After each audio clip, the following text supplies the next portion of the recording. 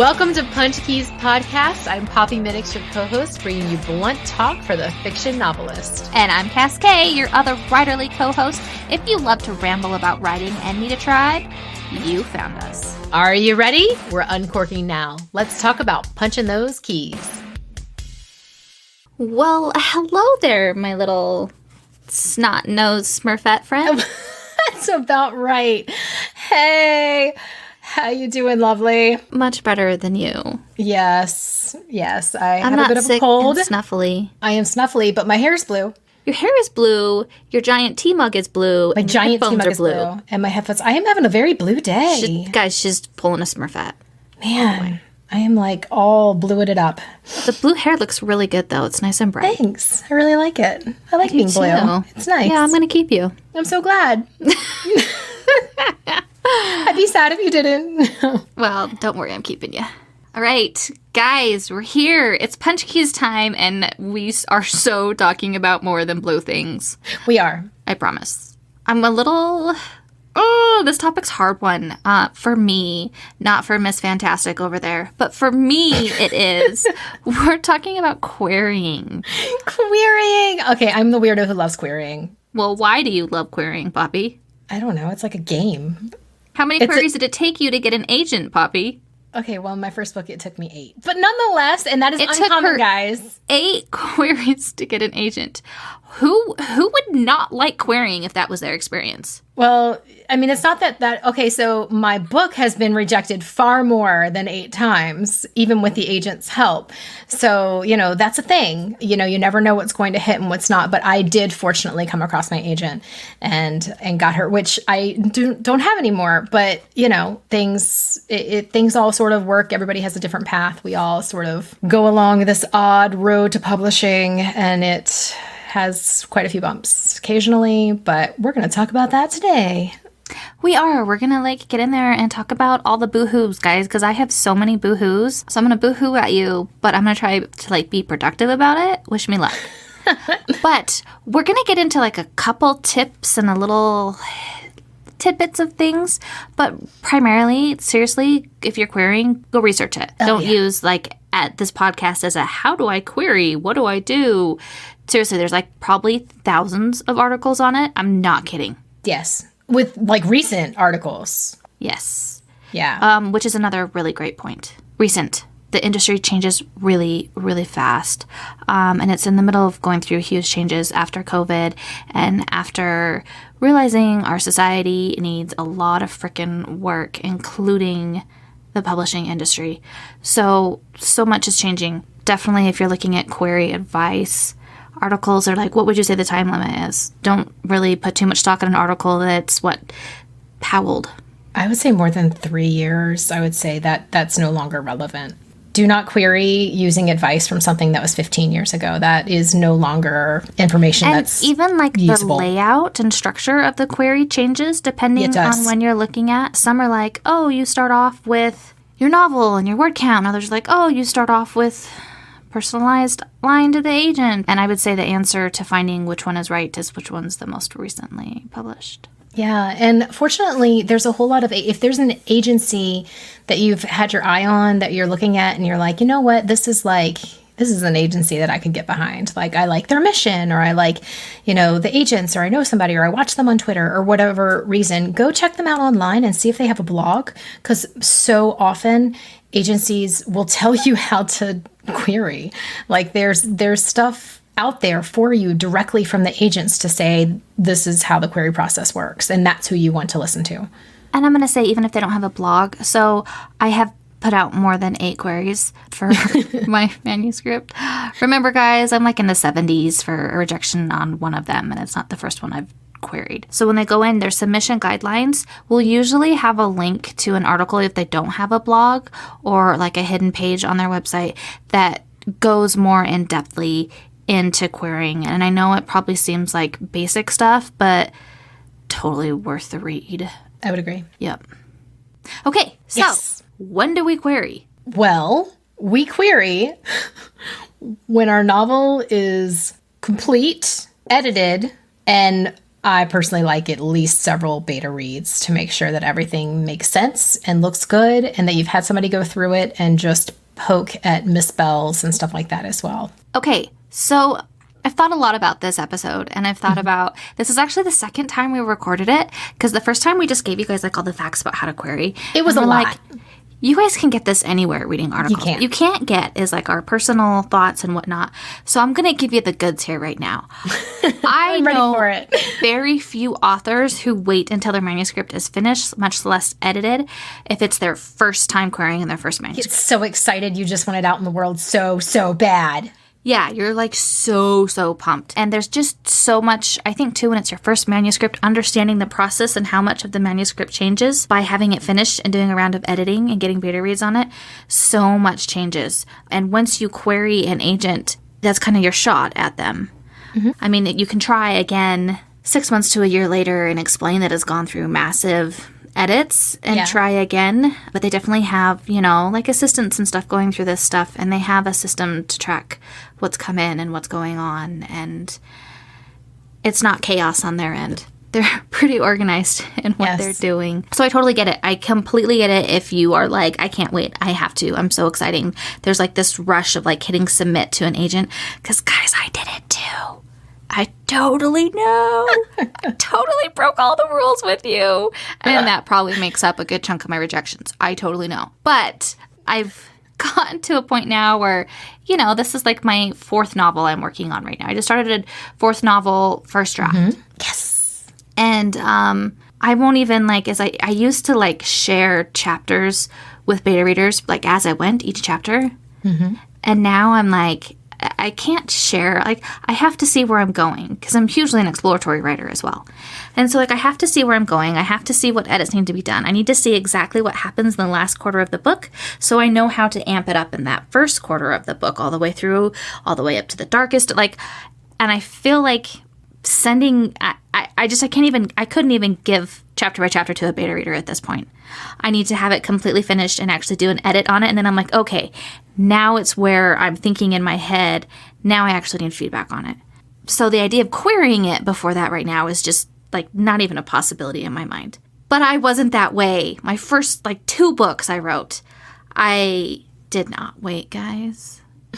I did not. It didn't work out well for me. It was a fail. I don't have a high success rate, like 0% success rate to talk about on that one. But I do have really good news. So because I've gotten so many rejections and I have queried stuff that is complete and edited and at a query state, I've done that as well. There is rejection lingo to look at and to record and data and stuff. So you're such a numbers person. For somebody who's like, no numbers, you are such a numbers metrics person. It cracks me up. And this has been helpful. Math. Right. But I love statistics. But you love statistics. Guys, it's like, I'm going to confess to you, I have statistics on our podcast, like all the episodes. I can tell how many times they've been listened to, from what country, when they're listened to. Just pretty excited about it. You don't even want to know how many, I don't know, like concepts and ideas and plans I get from looking at statistics. I'm like, okay, so that must mean this, and then that means this. And it's, I don't think I'm actually doing anything helpful, but my brain sure as heck is happy. It's like a little marshmellow orgy. I don't know. It's just really happy. That would be the worst orgy in the world. It would be so sticky and gross. Yeah. Okay, sorry. So, statistics is not like a marshmallow orgy, because that would be gross. So yes. Anyway, so statistics. Totally trying to change the subject of movie. I am going to change the subject now. Not subtle subject change. So it's been such an interesting path for you watching, because it's like, yes, there's been things that you've done wrong. I've done wrong things too. And it's like, sometimes things land, sometimes they don't. But I love now that you have this ability to be like, okay, I got a rejection, but you know what? This rejection means this, and it's something that is going to help you be successful on the next round, and that is like a new awesome level. So I think in order to get to that level, There's some things that have to be done first. There's like 2 steps, I would say, that you have to do before you query in order to properly analyze the data that you get from rejections, or maybe you'll get several people asking for partials and fulls, which would be fantastic. I hope that's what you get. And I will say, I am one of those people who is really pumped for the people around me who get contracts. Yeah, you really are. You're like such an amazing writer friend. It's unbelievably wonderful. Well, thank you. I don't know if I'd go that far, but there's a mindset and a reason to that. And it's because there's not just one book coming out. That's like, it's not like if someone gets signed, now that I won't. And most often than not, very rarely is someone pitching the same story I'm pitching that I know that's gotten a contract. Yes. I mean, most often than not, most of my writer friends aren't even in my genre. And so I very rarely am. This industry it's so funny because it's so big and it's so small. I know. It's in like the same such sense. a like quirky. It's like it's so fast, but it's so slow, and it's so big and it's so small, and it's just so. But I think I can expand on that. I think it's so big in how many people read in the world. Sure, if we're looking at readers in the whole population versus non-readers, but that's not what I'm looking at. I'm just looking at how many the numbers are of people who actually read stories and are looking for good stories. It's pretty big. Yeah. I mean, someone wants your story. Someone does. And it's so small because the circle of people trying to, agents and editors and these people that are trying to get the best quality of stories out to these readers who are looking for them is a small, tight-knit group. Yeah. So you got to be aware of that. Okay, so there's 2 things I would do. First of all, clean up your social media. Yeah, so much. Clean up your social media. If you don't have social media, open the accounts. Get some type of, I would actually highly recommend Twitter because from all the social medias I've seen, that's where agents are. They're on Twitter. Yes. And I actually am going to give some advice later on about how to research agents on Twitter. So having an account on Twitter, you might as well if you're on it. Because so many agents are on Twitter. It's crazy. And they talk about everything on there, guys. They do. It's fantastic. Everything. It is a gold mine of agent information. It's like they just share everything and talk about it. It's like this curtain that's being opened. It's if glorious. You're watching, oh man, it's fantastic. It really is. But yeah, you got to clean up your stuff. So have accounts, and it doesn't matter if you have like tons of followers or not. I can't even count how many conferences I've been to about querying, how many articles I've read, how many agents I've heard talk about it. It's just that you have them so they can check and see if you are problematic person that's going to cause problems. So like... Or non-existent. Are you going to be in this industry or are you not? If you are permanent because you have web presence and you're ready to go, then that's going to be more likely than if they decide to Google your pen name and there's nothing there. And I hate the word presence because it's not like you have to have followings and be super funny. A lot of people just don't have that personality to do that. Mm-hmm. And there's so many different ways to build a platform, and that's an entirely different podcast, and there's tons of articles on that too. Sure. And basically, they're looking to see that you're not an asshole. That is definitely a big one because there are several of them out there. And if you're causing problems and if you're trolling and if you're poking at things, and even if you're being like, I mean, I don't want to say don't be you on the internet, but when you're trying to build a business and you're pitching like some anti-highlighter person, you hate highlighters, you think they are the curse of the world, and you know there are people who love highlighters, and you know that your opinion tends to bring out arguments and fights with people, you might look like an asshole when all you can do is talk about how highlighters are ruining the world. Yes. And then on top of that, you've also mentioned several times about all your rejections that you've gotten and how much it sucks and unfair it is. And how stupid everyone is. Exactly. And we say this because we've seen it. Oh my goodness.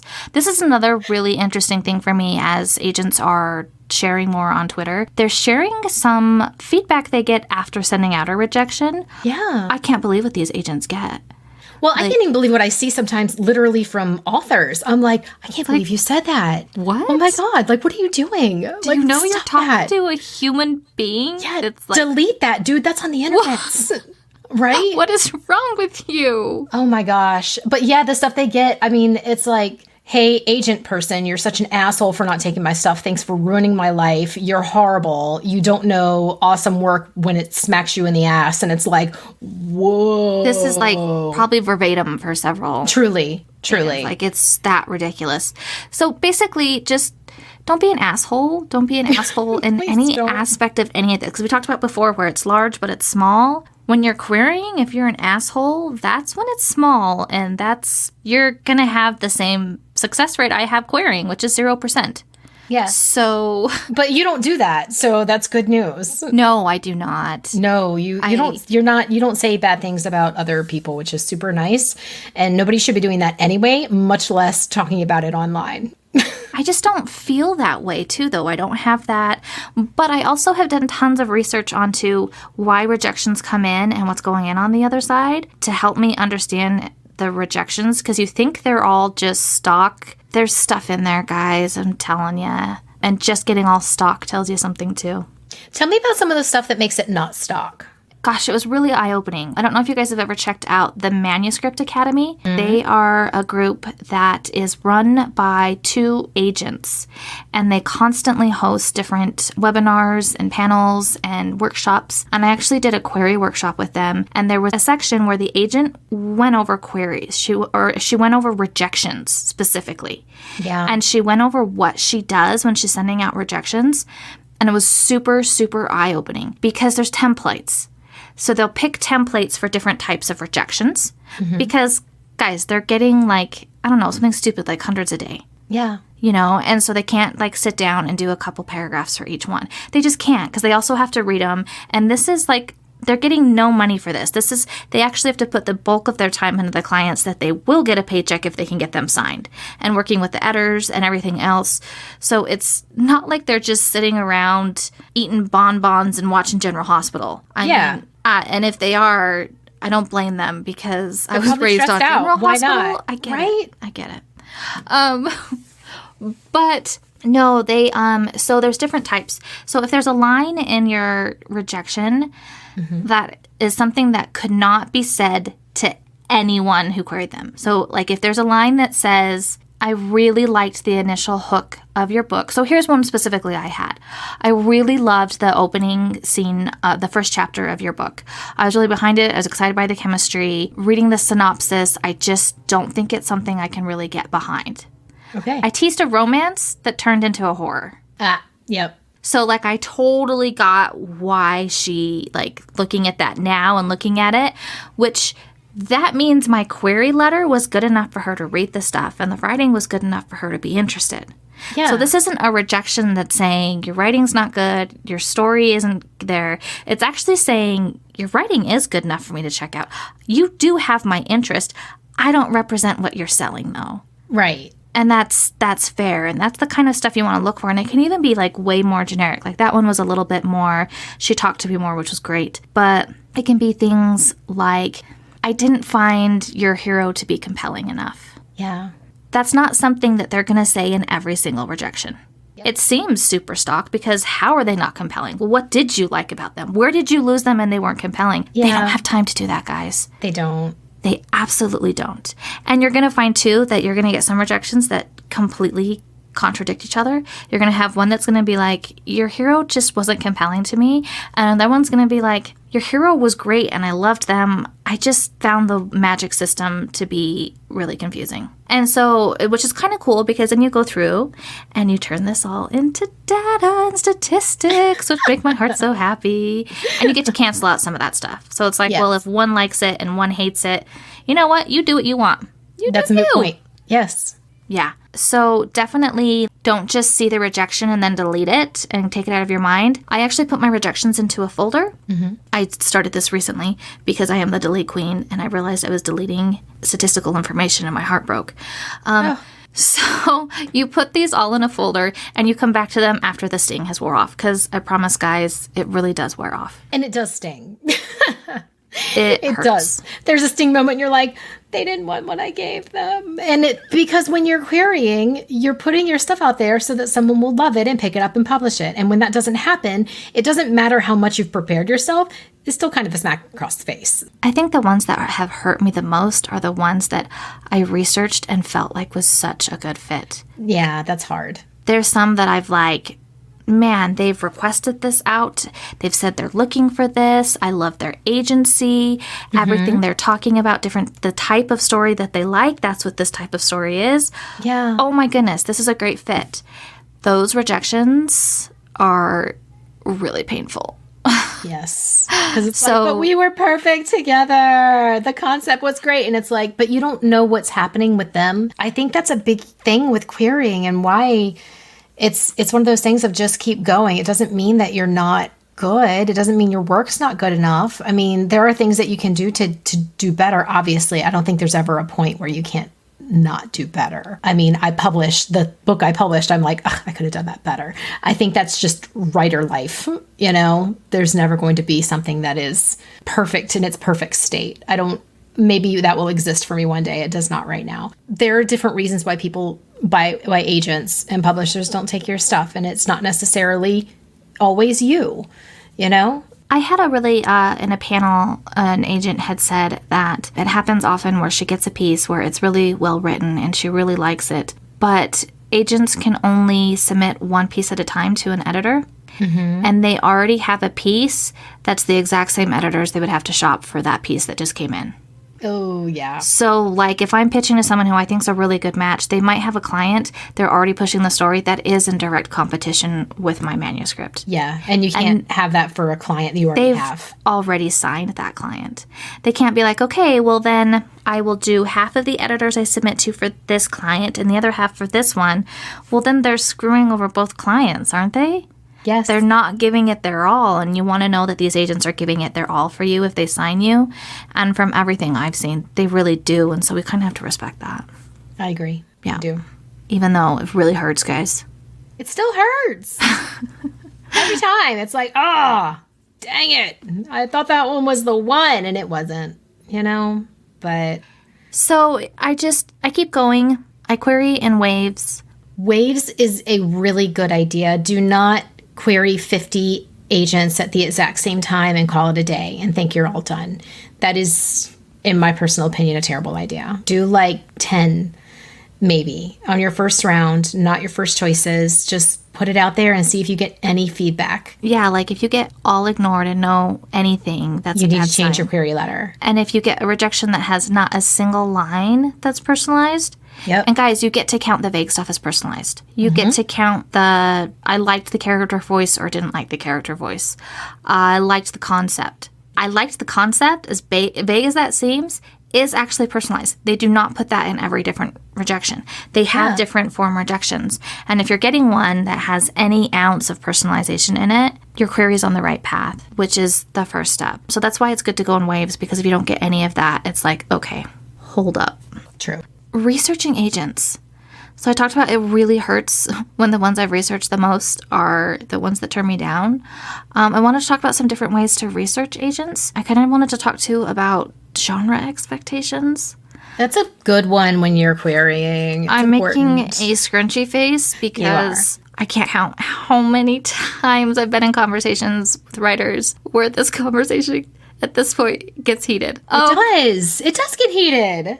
It really does. Okay. No. I'm going to be a total wuss, and I'm going to go in the back door and hit this easy. And I'm going to first start off with different ways to research agents. Okay. And I think we have pretty much similar ones, right? We do. I think we've pretty much kind of honed how to research our agents and how to find them at this point. But I mean, when I first started out, I Googled agents. That was all.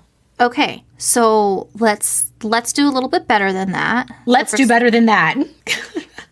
Please. First of all, gosh. Okay. So I'm trying to think of where I would want someone to start. I would actually suggest, I think, at very first start, if your first instinct is like, I'm just going to go Google literary agent. Mm-hmm. Okay. Let's hold back for a second. You need to know the genre of the book that you are super important one. Selling. And you can't say, well, I think it's this genre and this genre and this genre. So I'll just let the agent tell me which one and how to sell it. They don't do that. They do not do that, guys. You need to know what your book is. If you don't know what your book is, how are they supposed to know? And if they don't know what your book is, how do they know they can sell it? And guys, they have to sell books to be able to eat. Agents want to eat. Yeah. So they're just, they're not going to look at you if you can't even tell them what genre it is. So you have to know the genre of the book, and it has to be a genre that's already existing within the industry. You can't make up a genre. I would love to have made up a genre. I mean, I did several times, but I didn't pitch it because I knew better. I just picked the genre it was mainly in. And what's a made up genre that you did? Oh my gosh. I was a paranormal rom dramedy, mythological rom dramedy. Oh my God. You're like, everything. It's everything. All the things. With horror elements. Everything. Hold up. With horror elements. Oh, wow. My book's everything. Everyone wants it. It is everything. It is not the paranormal romance. But nonetheless, it was a lot of other stuff too, because those things are important. Yeah. They're not that important. It's a paranormal romance. And it's not, you're not making a bigger net by hopefully catching any of them by doing that. You're actually making them all laugh at you. And and not in a good way. That's funny and cute. It just means that you don't know what you're doing yet. And that's okay. But just figure out what your book is first and then go find agents that are looking for that actually existent genre. Yeah. The other thing, too, is make sure you're aware of the word count in your genre. That's a big one that I have failed on before. And I fail on it every damn time because my word counts are always under. I know most writers are always over. Yes. I'm drastically under all the time. My first drafts are like consistently 60,000 words. And that's like, I write fantasy. That's very small for fantasy. It can't. It's not fantasy, basically. At 60,000 no, that's true. You're right. Yeah. Whoops. Yes. So I always have to increase by 20 to 30,000 words when I go in for a second draft. Yeah. So, but be aware of it because it doesn't matter how good you write or how great your concept is. A lot of agents, once they see if your word count is drastically over or under, they won't even look at it. Yeah. And look at that as well yourself, because, I mean, I know people who have, I wrote a 200,000 word contemporary romance. I'm like, no, like you can't write a contemporary romance of 200,000 words. That you have a trilogy, my friend. Like you don't have a book, which is what happened with my first book. Like it was really, really big, and it ended up being 2 books because that's what it is. And so maybe you don't have a 200,000 word, contemporary romance. Maybe you have a duology or a trilogy and you can pitch it that way instead. But you need to know what the guidelines are, which are online. You just have to go Google genre word counts, like what's your average genre word count. And it's all over the place. Like the internets will tell you. That magical internet. It is. It knows everything. Okay, so you're going on and you're like, okay, literary agent for rom dramedy with horror elements. No, that's not what we're putting. So, literary agent for paranormal romance. Yes. The next thing I would actually look at doing, the next stage of researching agents, I would start looking at paranormal romance and romance online conferences where you have author speakers, you have agent speakers, you have editor speakers.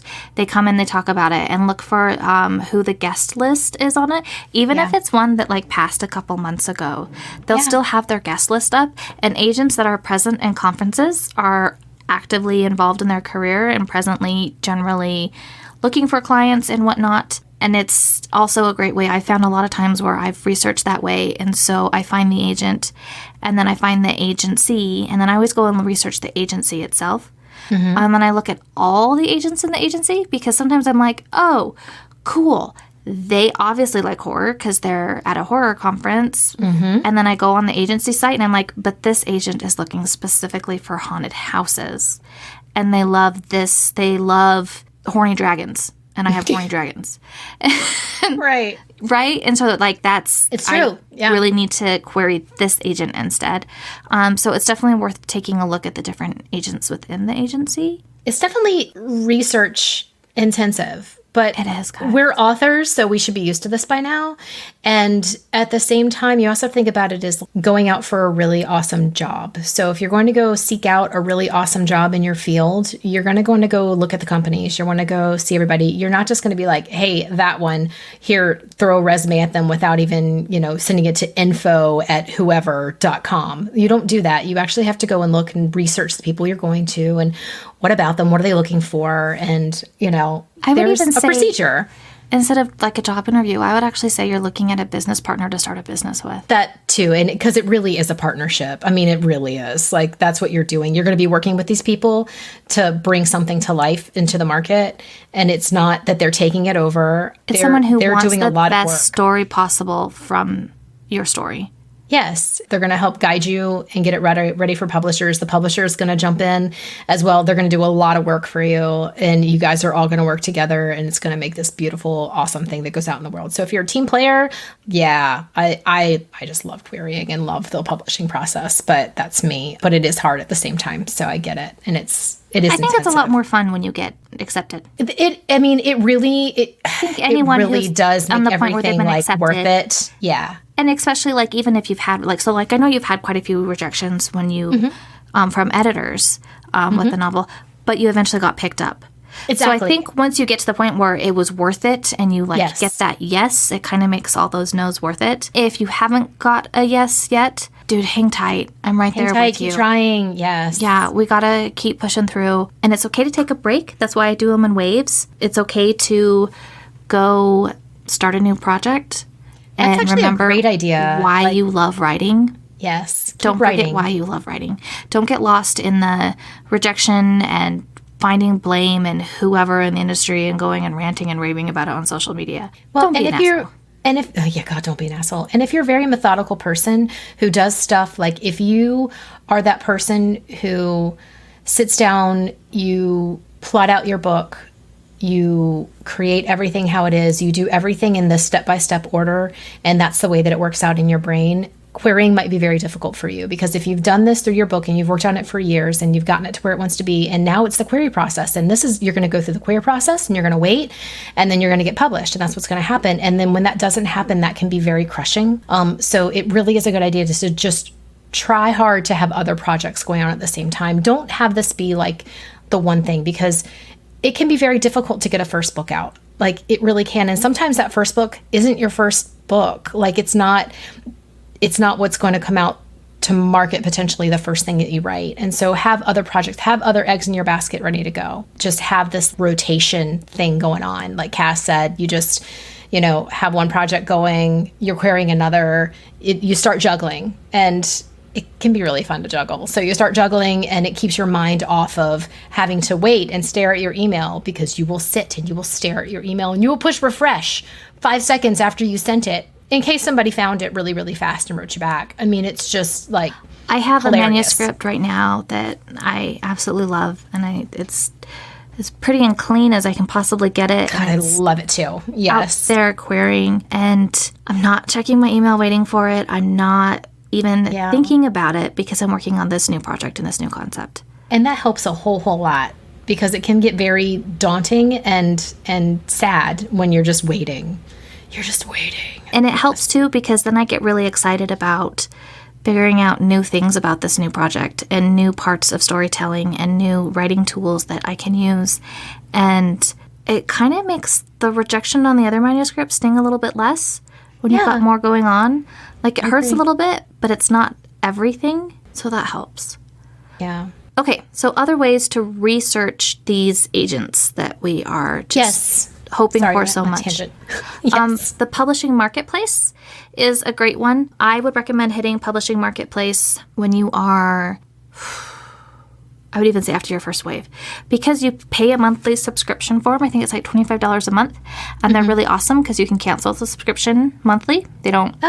Yeah, so that's totally fine. So I actually will sign up for a month, and it's right in the month when I'm using it. And it's great for if you're researching what kind of deals are coming out. So there are some agencies and there's some houses that all of their information is just on Publishing Marketplace. And so like you'll go to the website for the agency and they're like, to find out more about them, here's the publishing marketplace link.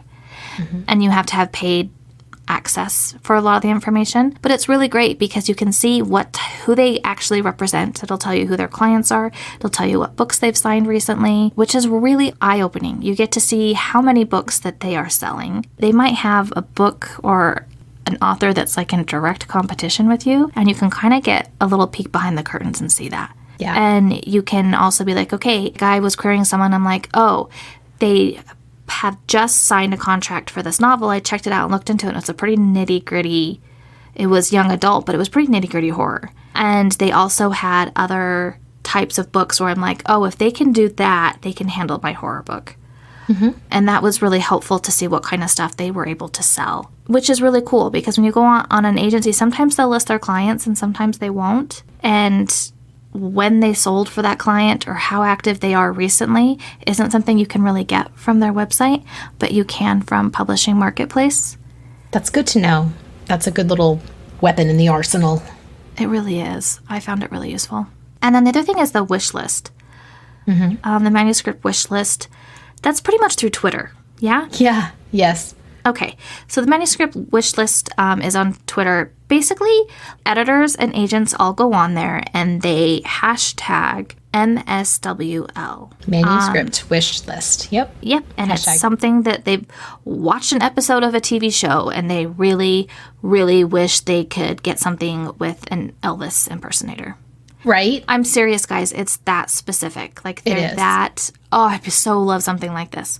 So Yeah. here's a really cool thing with that. Because it gets that specific, a lot of times you can, so if you go into the search engine and you go to the advanced option in Twitter, you can actually put a hashtag down in there and you can put hashtag MSWL.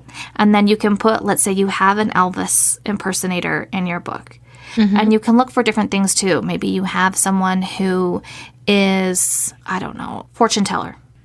And so whatever like little niche trope that you have, like a little tiny niche trope in your book, put that in there in that advanced search with the MSW hashtag, Yes. MSWL hashtag.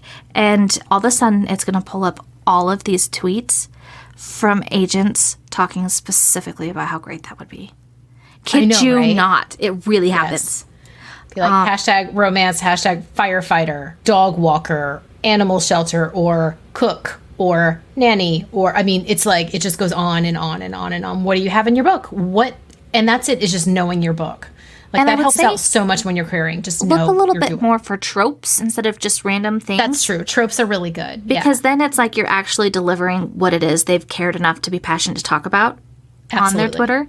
You're actually delivering something about that. Even if the trope's a small one or just a little tiny arc or whatever, I think that would be a little bit more successful. Play with it. Just go now. Go and just start hashtagging it and seeing what comes up just for giggles and what's in your book and start doing it and see if there's any agents that pop up and see what they're looking for because it does work. It's pretty fascinating.